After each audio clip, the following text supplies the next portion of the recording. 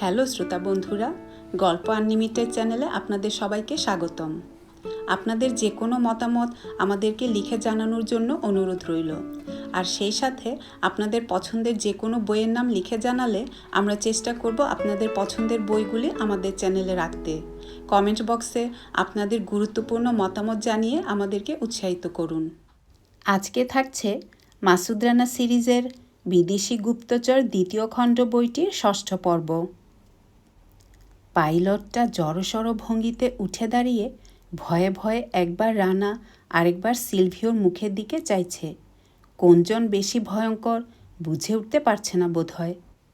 কান পেতে রানার মুখে বাংলা কথা শুনছিল লুইজা। বলল, বড় মিষ্টি ভাষা তো। যাই হোক, এখন কি করবে আমাদের? মেরে ফেলবে? বেঁধে রেখে চলে যাব। তোমাদের লোকজন এসে যাবে কিছুক্ষণের মধ্যে, খুলে দেবে ওরা। কিন্তু তাহলে পালাবে কি করে? হেলিকপ্টারটা নিয়ে উড়ে চলে যাব। মরার মতো ফ্যাকাশে হয়ে গেল সিলভিওর মুখ। বলল, গুল মারছ, চালাতে পারবে না তুমি ওটা। সেটা নিজের চোখেই দেখতে পাবে। কিন্তু এদের তুমি চেনো না রানা, বলল লুইজা। এরা বড় ভয়ঙ্কর, করতে পারে না এমন কাজ নেই। যতদিন বেঁচে থাকবে মৃত্যু পরোয়ানা ঝুলবে তোমার মাথার উপর। তার চেয়ে নোটবইটা দিয়ে দিলে ভালো হতো না? তোমার নিজের দেশের ব্যাপার তো নয় এটা। আমি তোমার ভালোর জন্যই বলছি রানা, দিয়ে দাও ওটা প্লিজ। আমার মঙ্গল কামনার জন্যে অসংখ্য ধন্যবাদ লুইজা, কিন্তু বহু দস্যু দলের বহু মৃত্যু পরোয়ানা এখনও ঝুলছে আমার মাথার উপর। সুযোগ পেলে তারাও ছাড়বে না আমাকে। কিন্তু ওসব পরোয়া করি না। করলে ইঁদুরের গর্তে লুকিয়ে থাকতাম। নোট বইটা ফেরত দেওয়ার প্রশ্নই ওঠে না। কিন্তু তুমি এক বিদেশি গুপ্তচর, ওটা ভারতে পৌঁছে দিলে তোমার কী লাভ রানা? তোমাদের কি ক্ষতি শুনি? পিয়েত্রো গ্লাস ফ্যাক্টরির নাম মুছে যাবে পৃথিবী থেকে। শুধু ভারতেই নয়, গোটা ইউরোপ জুড়ে যে বিরাট ব্যবসা গড়ে উঠেছে গত 10 বছর ধরে, ধূলিসাৎ হয়ে যাবে সেটা। নোট বইটা উদ্ধার করতে না পারলে দল থেকে বের করে দেয়া হবে সিলভিওকে। কিছুতেই হাসি সংবরণ করতে পারল না রানা। হেসে উঠে বলল, ছেলে মানুষের মতো কথা বলছো লুইজা। তোমাদের কাছে ব্যাপারটা যতখানি গুরুত্বপূর্ণ মনে হচ্ছে, আমার কাছে মোটেই তা মনে হচ্ছে না। 10 বছর ধরে বেআইনি ব্যবসা করে অঢেল টাকা করেছো তোমরা। এখন এই ব্যবসা বন্ধ হয়ে গেলে তোমরা পথে বসবে না। আর দল থেকে যদি সিলভিওকে বের করে দেয়, সেটা ওর জন্যে শাপে বর হবে। মহাবাচা বেঁচে যাবে ও। কাজেই আমি তোমাদের কোনো ক্ষতি দেখতে পাচ্ছি না। শুধু দেখতে পাচ্ছি টাকা আর ক্ষমতার লোভে তোমরা কত নিচে নামতে পারো। জুলি মাজিনিকে খুন করতে বাঁধেনি তোমাদের। অনিলকে খুন করতে বাঁধেনি। জবাই করেছ তোমরা স্টেফানো মন্টিনের মতো একজন মহৎপ্রাণ আত্মভোলা স্পোর্টসম্যানকে। এখান পর্যন্ত তেরে এসেছ আমাদের দুজনকে খুন করতে। যাবার আগে তোমাদের এই মেয়েলি চেহারার মেনিমুখ ভাইটার বুকের ভেতর একটা বুলেট ঢুকিয়ে দিয়ে যেতে পারলে আমি খুশি হতাম। কিন্তু একজন অসহায় নিরস্ত্র পরাজিত লোককে হত্যা করতে বাধছে আমার। কিন্তু তোমাদের তো বাঁধেনি। বিশেষ করে তুমি কি করে এই নির্বিচার হত্যাকাণ্ড সমর্থন করলে ভাবতে অবাক লাগছে। এত কিছুর পরেও কি করে ওকালতি করছো ভাইয়ের হয়ে? তোমার প্রতি আমার দুর্বলতা আছে, কিন্তু তাই বলে তোমার অন্যায় আবদার রক্ষা করব তা ভেবো না। কিছুতেই দেব না আমি এই নোট বই। রানার তীক্ষ্ণ তিরস্কারে স্তব্ধ হয়ে গেল লুইজা। ফ্যাকাশে হয়ে গেছে মুখটা। কয়েক সেকেন্ড কোনো জবাব খুঁজে পেল না। তারপর মৃদু কণ্ঠে বলল, খুন খারাপির পিছনে কোনো দিনই আমার সমর্থন ছিল না, এখনও নেই। তোমার বন্ধুর মৃত্যুতে আমি সত্যিই দুঃখিত। গিল্টি মিয়া তার কামান হাতে ঢুকল ঘরে। অপর হাতে একগোছা পাকানো দড়ি। কেউ নেই চার, একেবারে ফাঁকা। ঠিক আছে, এবার বেঁধে ফেলো সব কটাকে, জলদি। পাইলট কোনো আপত্তিই করল না, কিন্তু সিলভিওর দিকে এগুতেই এক লাফে চেয়ার ছেড়ে উঠে কণ্ঠনালী টিপে ধরল সে গিল্টি মিয়ার। এরকম একটা ঘটনার জন্যে প্রস্তুত ছিল রানা। বিদ্যুৎ বেগে এগিয়ে এলো সে। বাম হাতে প্রচণ্ড এক ঘুষি মারল সিলভিওর থুতনির নিচে। চোখ কপালে উঠল সিলভিওর। হাত ছুটে গেল কণ্ঠনালী থেকে। শরীরটা ঘুরে গেল একটু। ধাই করে পিস্তলের বাট পড়ল সিলভিওর মাথায়। ধরাস করে পড়ল মেঝেতে জ্ঞান হারিয়ে। এবার বাঁধো, হুকুম করল রানা। প্রেমিক রানার এই ভয়ঙ্কর রূপ বোধহয় স্বপ্নেও কল্পনা করতে পারেনি লুইজা। ওর আক্রমণের ক্ষিপ্রতা আর প্রচণ্ডতা 1 সেকেন্ডের জন্যে বিহ্বল করে দিল ওকে। নিজের ভাইয়ের ওপর আঘাত পড়তে দেখে সহ্য করতে পারল না। ঝট করে মুখ ফিরালো জানালা দিয়ে বাইরে। পর মুহূর্তে আড়ষ্ট হয়ে গেল। এই হঠাৎ আড়ষ্টতা নজর এড়ালো না রানার। নিঃশব্দ পায়ে এগিয়ে যাচ্ছিল। এমনি সময় বাইরের দিকে চেয়ে কথা বলে উঠল লুইজা। কণ্ঠস্বরটা ভাবলেশহীন। তোমার একটু তাড়াতাড়ি করা দরকার রানা, ফিরে আসছে ওরা। দ্রুত পায়ে জানালার ধারে এসে দাঁড়ালো রানা। দেখা গেল সত্যি একটা ছাদ খোলা গাড়ি আসছে এই দিকে ধুলো উড়িয়ে। অত্যন্ত দ্রুত এগিয়ে আসছে ওটা। সিলভিওকে বাধা শেষ করে এই দিকে এগিয়ে আসছিল গিল্টি মিয়া। রানার একটা বাহু ধরল লুইজা। আমি তোমার হাতে বন্দি হতে চাই রানা। তোমাকে বন্দি করতে চাই না আমি লুইজা। বাঁধবে না আমাকে? না, কোনো বাঁধনেই বাঁধব না, তুমি মুক্ত। ঘর থেকে ছুটে বেরিয়ে গেল রানা ও গিল্টি মিয়া। হেলিকপ্টারে উঠে বাইরে মুখ বের করে দেখল রানা। তীব্র বেগে ছুটে আসছে হুড খোলা গাড়িটা। ভিতরে 6 জন যাত্রী। অনেক কাছে চলে এসেছে। খুব সম্ভব বড় রাস্তায় এটাকে থামিয়ে দখল করে নিয়েছে ওরা। ইনস্ট্রুমেন্ট প্যানেলে একবার চোখ বুলিয়ে নিয়ে চালু করলো রানা ইঞ্জিন। পিচ কন্ট্রোলের থ্রটল ঘুরিয়ে চালু করলো রোটর ব্লেড। মাথা বের করে গাড়িটা দেখল গিল্টি মিয়া। ফার্ম হাউসের গেট দিয়ে ঢুকছে এখন ওটা। গুলি করল গিল্টি মিয়া। মুহূর্তে চুর হয়ে ফেটে ঝাপসা হয়ে গেল গাড়ির উইন্ডস্ক্রিন। প্রাণপণে ব্রেক চাপল ড্রাইভার। কয়েক ফুট স্কিড করে এগিয়ে থেমে গেল গাড়িটা। ডোবার ব্যাঙের মতো লাফ দিয়ে নামলো 6 জন গাড়ি থেকে। পজিশন নিল যে যেখানে পারল। হুইল ব্রেক ছেড়ে পিচ লিভারটা উপরে টানল রানা। ধীরে ধীরে শূন্যে উঠে যাচ্ছে হেলিকপ্টার। গুলি করতে শুরু করলো ওরা। গিল্টি মিয়ার কানের পাশ দিয়ে বেরিয়ে গেল একটা গুলি। আরেকটা গিয়ে ঢুকলো প্যানেলের গায়ে বসানো ঘড়ির মধ্যে। একজন ট্যাকো লোকের কপালে সুপুরের সমান ঢেলা তুলে দিল গিল্টি মিয়া গুলি করে। কিন্তু তৃতীয় গুলির আর সুযোগ পাওয়া গেল না। জয়স্টিকটা সামনে ঠেলে দিয়েছে রানা। আরও খানিকটা থ্রটল দিয়ে রাডার প্যাডালে রেখেছে বাম পা। কোনাকুনিভাবে উঠে গেল হেলিকপ্টার। 3 সেকেন্ডেই ফার্ম হাউসের আড়ালে পড়ে গেল ওরা 6 জন। উত্তর পশ্চিম কোণে হারিয়ে গেল হেলিকপ্টার ছোট হতে হতে বিন্দু হয়ে গিয়ে। অধ্যায় 9। রানার পাশের সিটে বসে খুশি মনে পর্বতমালা দেখতে দেখতে চলেছে গিল্টি মিয়া। আনন্দ আর ধরে রাখতে পারছে না সে।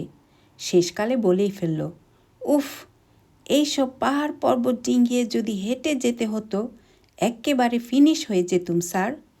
ভাগ্যিস এটার ড্রাইভারিটা শিখে রেখেছিলেন, তাই রক্ষে। আবার একচোট হেসে নিয়ে বলল, শালাদের এমন কাজকলা দেখিয়ে দিয়েছেন 3 পুরুষেও ভুলতে পারবে না। তবে মেয়েটাকে আমার তত খারাপ মনে হয়নি কো। কিন্তু ওর ভাইটা, ওটা একটা। অত খুশি হওয়ার কিছু নেই গিল্টি মিয়া, বলল রানা মৃদু হেসে। খানিক বাদেই নামতে হবে আমাদের। কেন? লন্ডন প্যারিস যাচ্ছি না আমরা এটাই চড়ে? তেল নেই, সোজা সাপটা জবাব দিল রানা। আর 10 মিনিটের মধ্যেই নামতে হবে আমাদের। বর্ডারটাও পার হওয়া যাবে কিনা সন্দেহ। তার মানে আবার হাঁটতে হবে? আঁতকে উঠল গিল্টি মিয়া। মাথা ঝাঁকালো রানা। খানিকক্ষণ মনমরা হয়ে বসে রইল গিল্টি মিয়া। কিন্তু আবার খুশি হয়ে উঠতেও সময় লাগলো না ওর। কিন্তু যাই বলুন, বড় জবর গোল খাওয়ানো গেছে শালাদের। ওরা মনে করবে আমরা নাগালের বাইরে চলে গেছি। ওহো, মাথা নাড়ল রানা। ওরা জানে বেশি দূর যেতে পারবো না আমরা এটাই করে। পাইলট বলে দেবে যে তেল নেই এতে। তাহলে তো মুশকিল। আবার তারও খাওয়া নেড়ি কুত্তার মতো বেগে বেড়াতে হবে। তা এখন আমরা চলেছি কোন দিকে? বর্ডারের দিকে।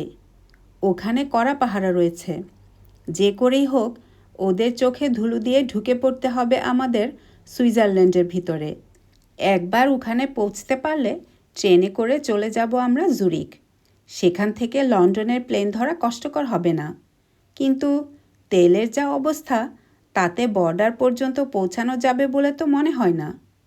ফুয়েল গজের দিকে চেয়ে ভ্রু কুঁচকে উঠল রানার। প্রায় জিরোতে গিয়ে ঠেকেছে কাঁটা। একটা ছোট চৌকোনা জায়গায় বারবার লালবাতি জ্বলে উঠে বিপদ সংকেত জানাচ্ছিল। এখন আর নিভছে না সেটা, জ্বলে রয়েছে সারাক্ষণ। আগামী ৩-৪ মিনিটের মধ্যেই একেবারে খালি হয়ে যাবে পেট্রোল ট্যাঙ্ক। এদিক ওদিক একটু খুঁজে দেখো তো গিল্টি মিয়া, প্যারাশুট পাওয়া যায় কি না। মরব, কিন্তু আমি এত উপর থেকে ঝাঁপ দিতে পারবো না স্যার, অসম্ভব। আপনার জন্যে খুঁজে দেখতে পারি। উঠতে যাচ্ছিল গিল্টি মিয়া, বারণ করল রানা। থাক, তাহলে আর দরকার নেই। খানিকক্ষণ চুপচাপ থেকে আঙ্গুল তুলে দেখালো। ওই দেখো, টিরানো শহর। ওই পর্যন্ত পৌঁছতে পারবো না আমরা, কিন্তু এখন এখানে নামাও নিরাপদ নয়, ফেরারও উপায় নেই। হঠাৎ বুদ্ধি খেলল রানার মাথায়। আরে গর্দব আমি একটা, রিজার্ভ ট্যাঙ্ক তো দেখিনি। ওখানে কিছু পেট্রোল থাকতে পারে, নাকি রিজার্ভ ট্যাঙ্কের তেলেই চলেছি আমরা। একটা বোতাম টিপল রানা। পর মুহূর্তে হাসি ফুটে উঠল ওর ঠোঁটে। সামান্য একটু উঁচু হয়ে গেল ফুয়েল গজের কাঁটা। লাল বাতিটা সর্বক্ষণ না জ্বলে বিপদ সংকেত জানাতে শুরু করলো আবার থেকে থেকে। রানার মুখে হাসি দেখে জোরে হেসে উঠল গিল্টি মিয়া, কিছু না বুঝেই। তারপর জিজ্ঞেস করল, হাসছেন যে স্যার? তুমি হাসছো কেন? আপনাকে হাসতে দেখলে আমার খুব খুশি লাগে স্যার, তাইতে হাসছি। পরিষ্কার উত্তর গিল্টি মিয়ার। রানা জানে এতটুকু মিথ্যে নেই ওর কথায়। আশ্চর্য এক মায়াজালে জড়িয়ে গেছে গিল্টি মিয়া ওর সাথে। চেষ্টা করেও দূরে সরিয়ে রাখতে পারেনি সে ওকে। গোমরামুখো লোক আমার পছন্দ হয় না স্যার। কই, বললেন না তো, হাসছেন কেন? আরও 10 মিনিটের পেট্রোল পাওয়া গেছে। টিরানোতে না নেমে আর একটু ভিতরে গিয়ে নামতে পারবো এবার আমরা। উঁচুতে উঠতে শুরু করেছে হেলিকপ্টার। পর্বত ডিঙ্গিয়ে আমরা সমতল জায়গায় নামার চেষ্টা করব। ম্যাপটা বের করো দেখি। সুইস বর্ডারের তুষার ঢাকা পর্বতশৃঙ্গের 50 ফুট উপর দিয়ে টপকে চলে এলো ওরা এপারে। ম্যাপ দেখে মোটামুটি পছন্দসই জায়গা বের করে ফেলল রানা। 7 মিনিট পর মেঘ ফুঁড়ে নেমে এলো ওরা ছাগল চড়া একটা সবুজ মাঠে। কাছাকাছি রাস্তা দেখা যাচ্ছে একটা। লোকজন জড়ো হওয়ার আগেই ঝটপট নেমে পড়ো গিল্টি মিয়া, জবাবদিহি করতে গেলে দেরি হয়ে যাবে। হেলিকপ্টার থেকে নেমে প্রায় দৌড়ে উঠে এলো ওরা রাস্তায়। হাঁটতে শুরু করলো দ্রুত পায়ে। মাইল 3 হাঁটার পর অপেক্ষাকৃত ধীর করলো হাঁটার গতি। আরও কিছুক্ষণ চলার পর পিছনে ইঞ্জিনের শব্দ শুনতে পেল রানা। গাড়ি আসছে, দেখা যাক লিফট পাওয়া যায় কি না। 5 মিনিট পর দেখা গেল মস্ত এক ট্রাক আসছে। কাছে আসতেই হাত তুলে থামবার ইঙ্গিত করল রানা। থেমে দাঁড়ালো ট্রাক। জানালা দিয়ে গোলগাল হাসি খুশি মুখ বের করে মাথা ঝাঁকালো ড্রাইভার। সেন্ট মরিস পর্যন্ত লিফট দিতে পারবে? জিজ্ঞেস করল রানা। উঠে পড়ো। পাশে দরজাটা খুলে দিল ড্রাইভার। ওই পাহাড়ের ধারে একটা হেলিকপ্টার দেখতে পেয়েছে ড্রাইভার। সেই গল্প শোনাতে শোনাতে নিয়ে এলো রানাদের সেন্ট মরিসে। একবারও তার সন্দেহ হলো না যে ওই হেলিকপ্টারের সাথে এই বিদেশিদের কোনো সম্পর্ক থাকতে পারে। মেইন রোডে নেমে পড়ল ওরা ধন্যবাদ জানিয়ে। চলতে চলতে একটা রেস্তোরাঁর দিকে চেয়ে ফোঁস করে দীর্ঘশ্বাস ছাড়ল গিল্টি মিয়া। কিছু খেয়ে নিলে হয় না স্যার? সময় নেই গিল্টি মিয়া। ট্রেনে যদি রিফ্রেশমেন্ট কার থাকে তাহলে দেখা যাবে। পা চালাও এখন। স্টেশনে গিয়ে জানা গেল আগামী 5 ঘন্টার মধ্যে কোনো ট্রেন নেই। একগাল হাসল গিল্টি মিয়া। এবার তাহলে কিছু নষ্ট করবার মতো একটা সেকেন্ডও নেই আমাদের হাতে গিল্টি মিয়া, বলল রানা। সিলভিও ওই ফার্ম হাউসে বসে বসে আঙুল চুষবে না। এতক্ষণে নিশ্চয়ই কিছু একটা ঘনিয়ে তোলার ব্যবস্থা করে ফেলেছে বেটা। হাল ছাড়বে না সহজে। আর কোনো আক্রমণের সুযোগ দিতে চাই না আমি ওকে। হাত ফসকে বেরিয়ে যেতে চাই যত তাড়াতাড়ি সম্ভব। চলো, একটা গাড়ির ব্যবস্থা করা যায় কিনা দেখা যাক। রওনা হবার আগে খাবার কিনে নেব আমরা। পথ চলতে চলতে খাওয়া যাবে। দ্বিগুণ ভাড়া দেওয়ার প্রস্তাব করায় শেষ পর্যন্ত রাজি হলো রেন্টে কার ম্যানেজার। 20 মিনিটের মধ্যে একটা কালো সিট্রন ডিএসের পেট্রোল ট্যাঙ্ক ভর্তি করে নিয়ে এবং অতিরিক্ত সাবধানতার খাতিরে গোটা 2 গ্যালনি টিনে পেট্রোল ভরে নিয়ে রওনা হয়ে গেল ওরা জুরিখের পথে। কতক্ষণে পৌঁছব স্যার? রাত 8:30টার আগে না, বলল রানা। 150 মাইল যেতে হবে গাড়ি চালিয়ে। 10 মিনিটের মধ্যে সিলভা প্লানা পৌঁছে ডান দিকে মোড় নিল রানা। ছুটল ফুল স্পিডে। মাথার মধ্যে একই স্পিডে চিন্তা চলেছে ওর। বুঝতে পারছে সে এয়ারপোর্টে শেষ চেষ্টা করবে সিলভিও। একবার লন্ডনের পথে রওনা হয়ে যেতে পারলে রানাকে আর কিছুতেই ঠেকাতে পারবে না ওরা। কাজেই সব রকম চেষ্টা করবে সে যাতে নোট বই নিয়ে কিছুতেই প্লেনে উঠতে না পারে ও। কিছু একটা কৌশল চিন্তা করে বের করতে হবে ওর, যাতে ধোঁকা দেয়া যায় সিলভিওকে। অবশ্য কোনো রকম গোলমাল নাও হতে পারে। ওরা যে জুরিখের দিকে চলেছে সেটা সিলভিওর পক্ষে জানা সহজ নয়। ও হয়তো মনে করবে মিলানো গিয়ে প্লেন ধরবার চেষ্টা করবে রানা। তবু সাবধান হতে হবে। চিঠিতে অনিল লিখেছিল, সবসময় মনে রাখবে সারা ইউরোপে ওদের লোক আছে। প্রত্যেক দেশে রয়েছে নেটওয়ার্ক। জমের মতো ভয় করে ওদেরকে সবাই। কোসা নস্ট্রার প্রচণ্ড ক্ষমতা সম্পর্কে রানা নিজেও পূর্ণ ওয়াকিফহল। ওদের দক্ষতাকে হেয় করে দেখার ধৃষ্টতা ওর অন্তত নেই। 40 মিনিট পর কয়ের শহরে ঢুকল রানা। শহর এলাকা ছাড়িয়ে এসে আবার বাড়ালো স্পিড। এবার ছুটেছে ওরা সারগানের দিকে। খাবারের প্যাকেট খুলল গিল্টি মিয়া। গপাগপ গিলতে শুরু করলো একটার পর একটা স্যান্ডউইচ। রানাও খেলো কয়েকটা। কিন্তু মাইল 10 গিয়েই চমকে উঠল রানা হঠাৎ। অদ্ভুত ধরনের আওয়াজ হলো ইঞ্জিনে। গাড়ির গতি কমে আসছে। পেট্রোল গজের দিকে চেয়ে দেখল রানা। না, পেট্রোল তো প্রচুর রয়েছে। 10 গ্যালন পেট্রোল ভরিয়েছে সে সেন্ট মরিসে। তাহলে এত চমৎকার টিউন করা ইঞ্জিন হঠাৎ গোলমাল শুরু করলো কেন? কি হলো স্যার, থামছেন কেন? থামছি না, থেমে যাচ্ছে।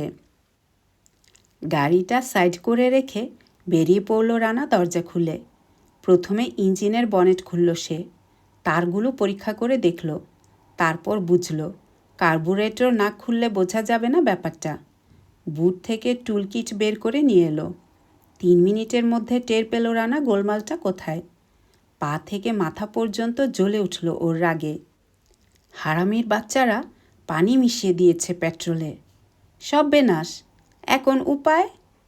4 গ্যালন পেট্রোল আছে টিনে, বলল রানা। ট্যাঙ্কের পানি ফেলে দিয়ে? ঠিক বলেছেন। ছুটে গিয়ে টিন দুটো নিয়ে এলো গিল্টি মিয়া। ট্যাঙ্কের তলা থেকে নাট খুলে সব পানি ঝরিয়ে দিল রানা রাস্তার উপর। নাটটা লাগাতে লাগাতে গিল্টি মিয়াকে বলল, ঢালো পেট্রোল ট্যাঙ্কের ভিতর। একটা টিনের মুখ খুলে নাকের কাছে নিয়ে শুকে দেখল গিল্টি মিয়া। ভ্রুজোড়া কপালে উঠল ওর। পেট্রোল কোথায় স্যার? এর মধ্যেও তো পানি। মুখটা কালো হয়ে গেল রানার। ধীরে ধীরে বেরিয়ে এলো গাড়ির নিচ থেকে। সত্যি? পরীক্ষা করে দেখল রানা। টিনের মধ্যে পরিষ্কার কলের জল। বাহ, ভালো গোল দিয়েছে তো শালারা। প্রশংসা না করে পারল না গিল্টি মিয়া। এটকে দিয়েছে রাস্তার মধ্যে, কিন্তু এখন একটা ব্যবস্থা তো করা দরকার। কি করা যায় স্যার? পেট্রোল নিয়ে আসবো? টিন থেকে পানি ঢেলে ফেলতে শুরু করলো সে।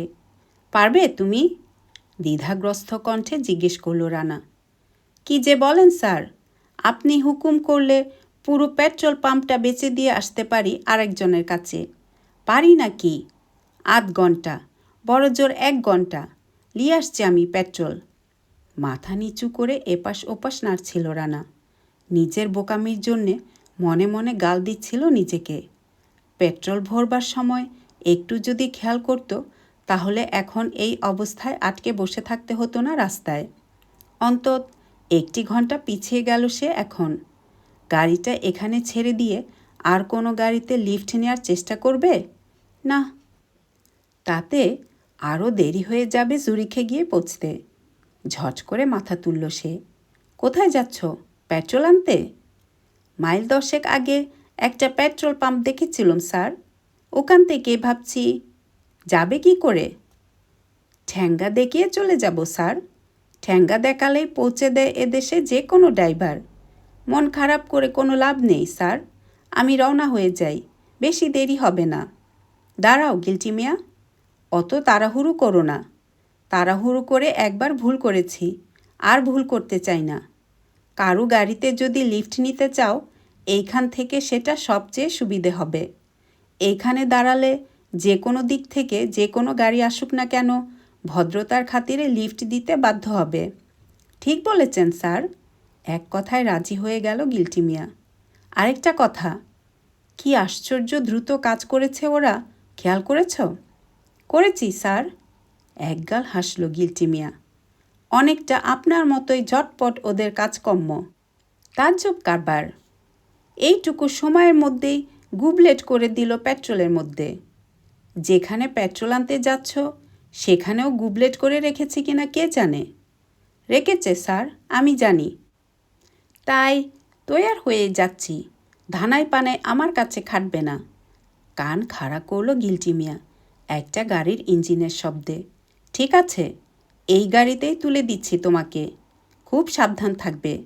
আমি এদিকে কার্বুরেটর পরিষ্কার করে সব কিছু চেক আপ করে নিয়ে পাহারা দিই গাড়িটা। রাস্তার মাঝখানে এসে দাঁড়ালো রানা। অনিচ্ছা সত্ত্বেও থামতে হলো ওপেলটাকে। না থামালে চাপা দিতে হয় রানাকে। ধুমসো মোটা এক লোক বিরক্ত ভঙ্গিতে চোখ মুখ কুচকে জিজ্ঞেস করল, কি হয়েছে?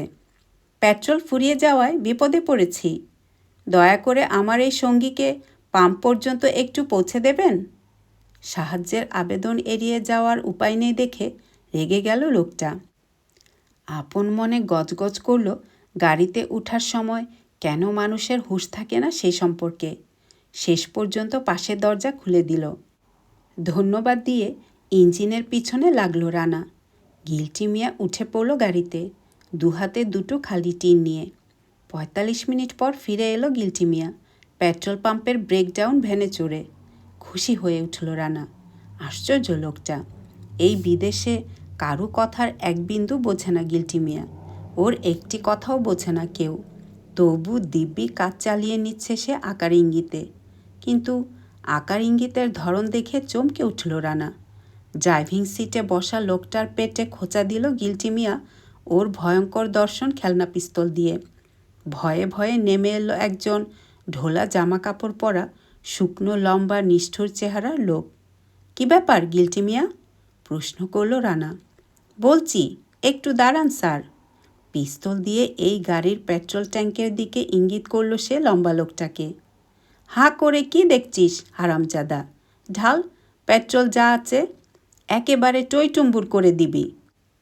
লোকটা রানা এবং গিল্টি মিয়ার মুখের দিকে চেয়ে নিয়ে পাইপ লাগালো ওদের গাড়ির ট্যাঙ্কের মুখে। খুশি হয়ে রানার দিকে ফিরল গিল্টি মিয়া। এ শালা খুব হারামি স্যার, এত বড় একটা যন্ত্র নিয়ে মারতে উঠেছিল আমাকে। প্রথম বলে বন্ধ হয়ে গেছে দোকান। আমি বললুম, দে বাবা, বিপদে পড়েছি, একটু না হয় সাহায্যই কর। না, পছন্দ হলো না কথাটা।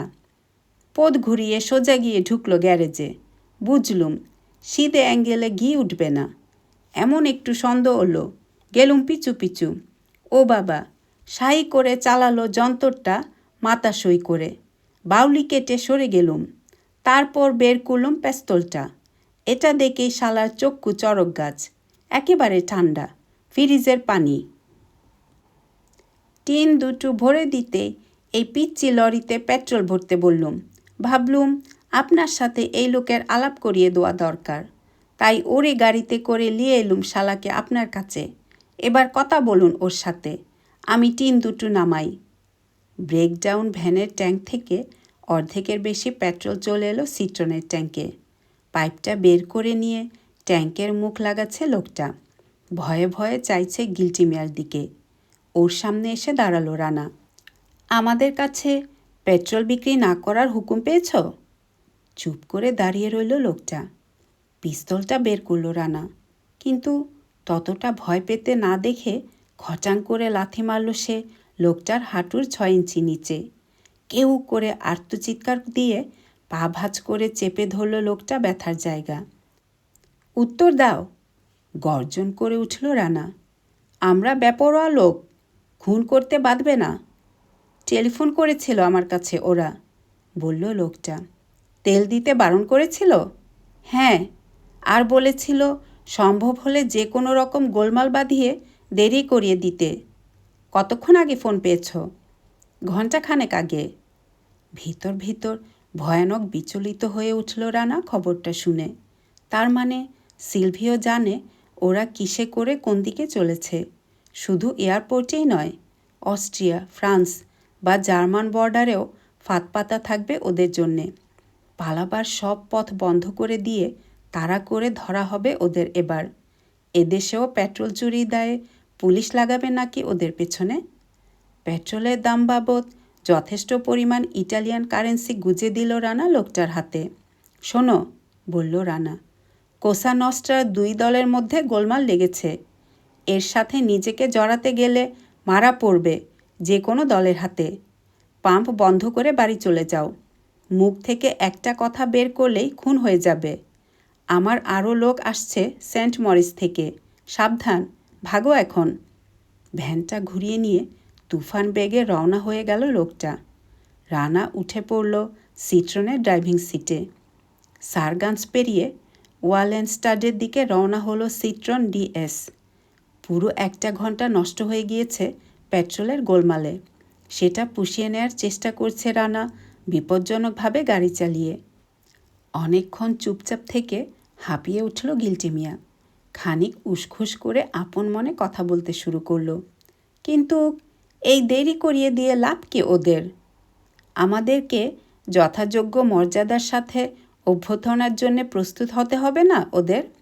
বলল রানা। 1 ঘন্টা অনেক সময়। এতক্ষণে তৈরি হয়ে গেছে ওরা। মুশকিল হচ্ছে আমরা কোন পথে কোন দিকে চলেছি জানা আছে ওদের, কিন্তু আমরা ওদের কোনো খবর পাচ্ছি না। ঠিক বলেছেন। কি মতলব ঠাউরেছে টের পাওয়া যাচ্ছে না। পথেই এটাকে দেওয়ার ব্যবস্থা করেছে কিনা জানা নেই আমাদের। আমি ভাবছি কি, প্লেনে যাওয়ার আমাদের দরকার কি?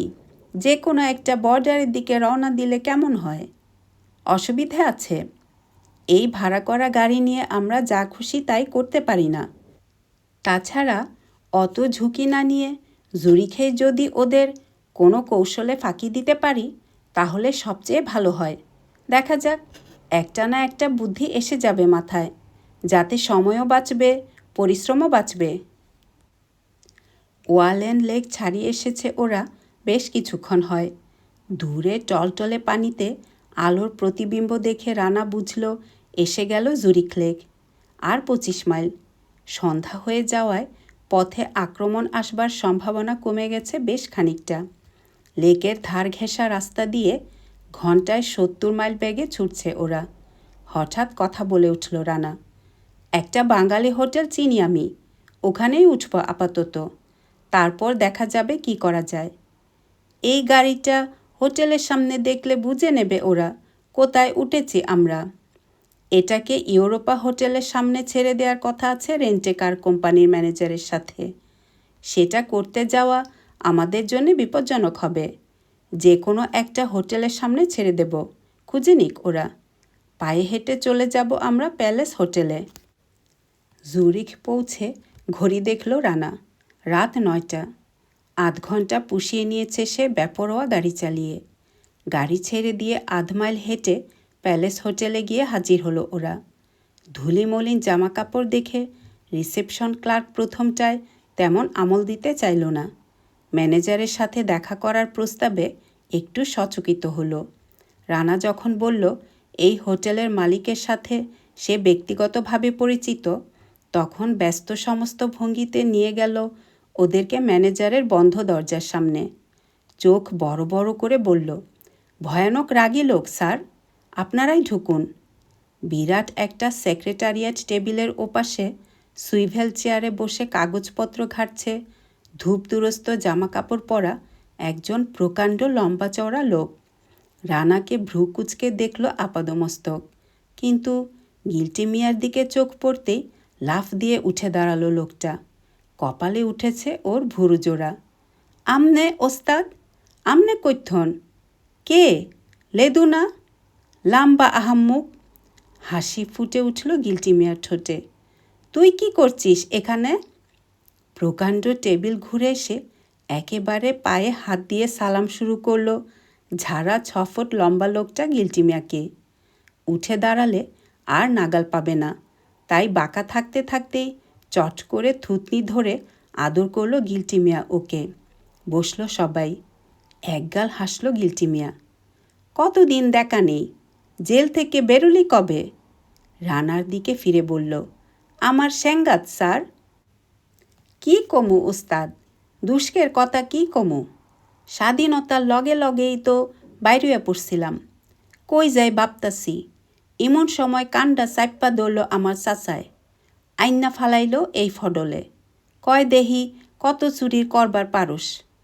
প্রথম 3টা মাস বুক বাসাইয়া কানলাম ওস্তাদ, তারপর শুরু করলাম।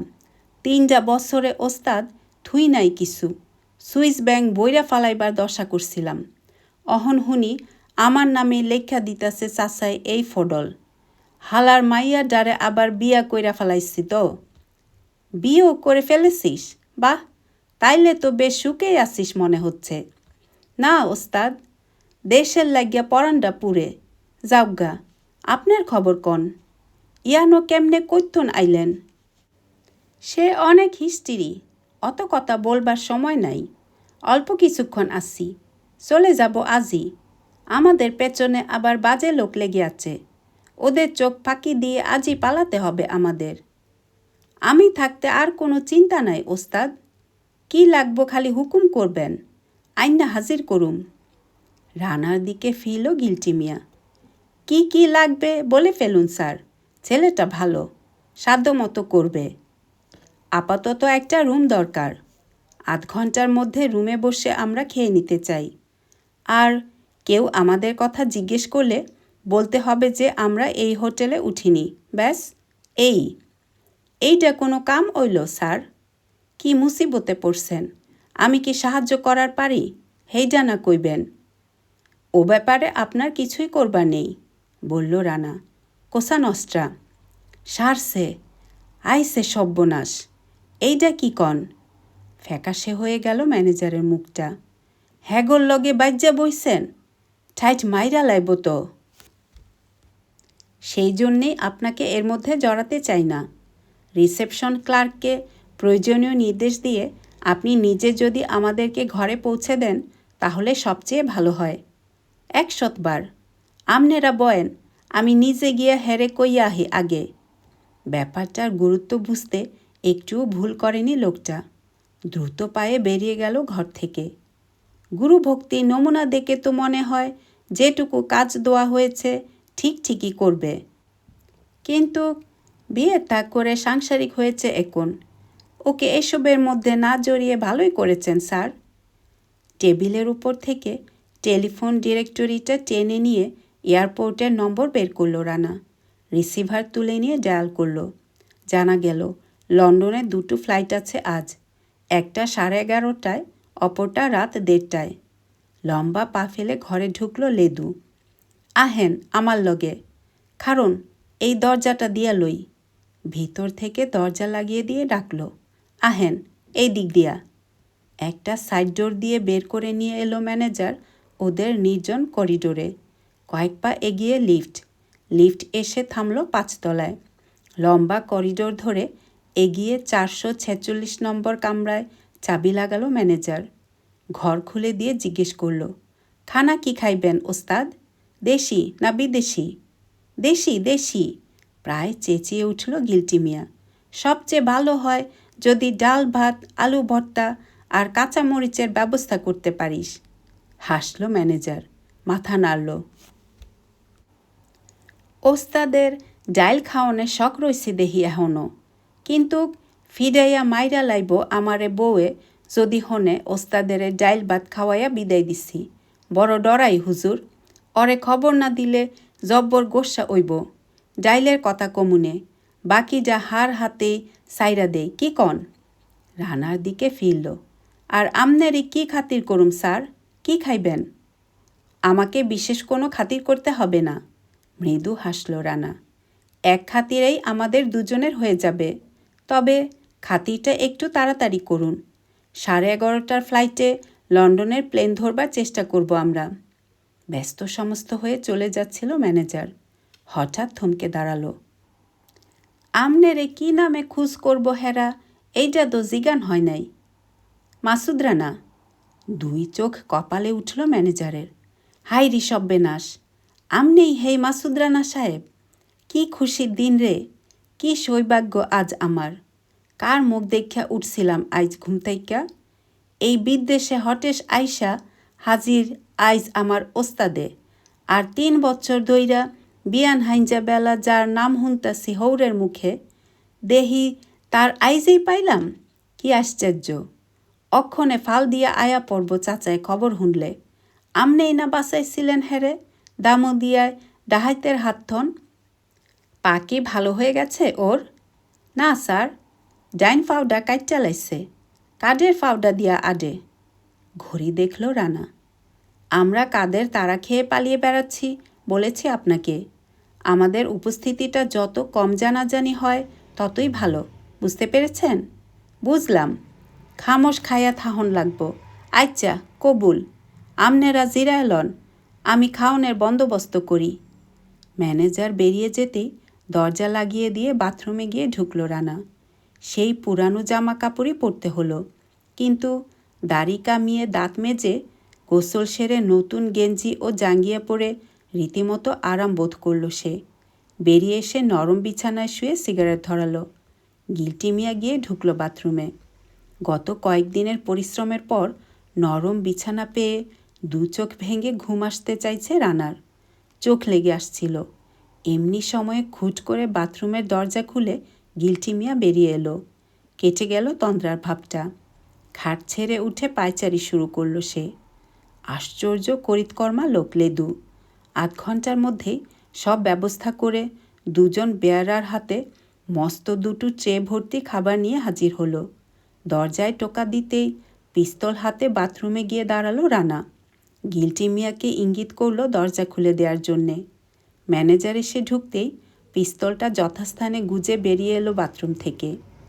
বেয়ারাদের বিদায় দিয়ে দরজা লাগিয়ে এসে পরিবেশনে মন দিল ম্যানেজার। এত রকমের ব্যঞ্জন দেখে পরিষ্কার বোঝা গেল এর বেশিরভাগই তৈরি হয়েছে বাড়িতে। প্রথমে খুব খুশি হয়ে উঠল গিল্টি মিয়া, তারপর গম্ভীর হয়ে গেল। এটা কি করেছিস লেদু? তোদের নিজেদের খাবার উঠিয়ে নিয়ে এসেছিস নিশ্চয়ই। এত রান্না তো 8 ঘন্টায় হয় না। হাত গুটিয়ে নেয়ার উপক্রম করল সে। একেবারে মোক্ষম অস্ত্র ছাড়ল লেদু। আমার লগে তেরি বেরি কাটব না উস্তাদ। আমনে অহন খাওয়া বন্ধ করলে 3 দিন আমি কিচ্ছু খামো না কয়া দিলাম। আল্লাহর কসম, আমি জবান লাড়ি না, আমনে দেও জানেন। পরাজিত ভঙ্গিতে আবার খাওয়ায় মন দিতে দেখে বলল, আমি শুধু কইছি আমার মধ্যে যেটুকু বুড়া দেহ এইটুকু আমার বাপ চাচার থন পাইছি, আর যেটুকু বালা দেহ এইটুকু দিছে আমার ওস্তাদে। ব্যাস, আর কিচ্ছু কন লাগে নাই। জোর কইরা যা আসিল সব তুইলা দিছে বউয়ে। হেতিয়ে কয়, আবার ফাঁক করতে নাই 2 ঘন্টা দেরি হইব। যা আছে লইয়া যাও স্বপনের বাপ। খাওয়া শেষ না হওয়া পর্যন্ত অনর্গল গল্প করল ধূপদুরস্ত বিদেশি কাপড় পরা ম্যানেজার খাস দেশি বাংলায়। এটা ওটা তুলে দিল, না খেতে চাইলে ঝগড়া করল। খাওয়া শেষ করে হাত মুখ ধুয়ে আসতেই পারল আসল কথা। একজনে আইছিল স্যার, জিগায়া গেছে আমনে গো কথা। কখন এসেছিল? এই 10-15 মিনিট ওইব। কেরানি কইছে, না এই ফডল উডে নাই হেরা, কিন্তু বিশ্বাস যায় নাই। রেস্টি খুইলা দেইখা তারপর গেছে। চেহারার বর্ণনা দিতে পারবে? বাইঠা, মোডা, কালা স্যুট আসিল পরনে। ইডালি লোক বইলা মালুম হয়। গিয়ান, গিলটি মিয়ার দিকে চেয়ে বলল রানা। তার মানে জুরিখে পৌঁছে গেছে সিলভিও দলবলসহ। আজকের পর্বটি এখানেই শেষ হলো। প্রিয় শ্রোতা বন্ধুরা, চ্যানেলটিতে সাবস্ক্রাইব করে আমাদের সাথেই থাকুন, আর গল্পগুলি ভালো লাগলে লাইক এবং শেয়ার করুন। সবার জন্য মঙ্গল কামনা করে আজকে এখানেই শেষ করছি। আল্লাহ হাফেজ।